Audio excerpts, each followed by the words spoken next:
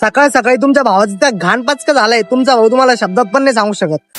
हाय, मी पवन आणि तुम्हाला माहितीये तुमचा भाऊ एक सिरीज बनवतोय. त्या सिरीजचं नाव आहे पवन निघाला मिनी ब्लॉग बनवायला.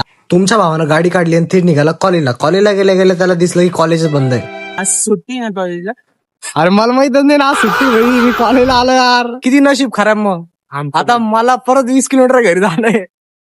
मला माहित यार भाई कॉलेजला सुट्टी भरू. मी कशाला आलो असतो बरं, एवढं आवरून एवढं आवरून आलो, कपडे इस्त्री केले.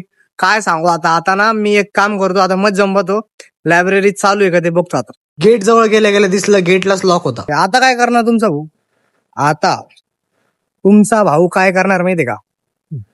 तुमचा भाऊ इज्जतीत गाडी काढणार आहे आणि थेट घरी जाणार आहे आणि मम्मीच्या शिव्या खाणार आहे. कारण मम्मीनं सकाळी उठून डब्बा बनवला होता. माझ्या स्वतःला घाण मजाक झाला भावा. काय मला माहित आहे ना सुट्टी होती आज. सुट्टी आता मला घरी जाणे भावा. गाडी असं ना होतं पण 20 किलोमीटर मजाक नाही भावा परत जाणं. इट्स ओके नाही. मी तुला पण सरप्राईज झालं. बाजूने जाऊन बघितलं तर कॉलेजमध्ये काळं कुत्र पण नव्हतं. आता इथून गाडी काढू भाई आणि डायरेक्ट घरी चालल्या जाऊ माहितीये का. इतका घाणडा पचका झालाय बा. मला माझ्यावरती हसू येतं. आता काय सांगू तुम्हाला.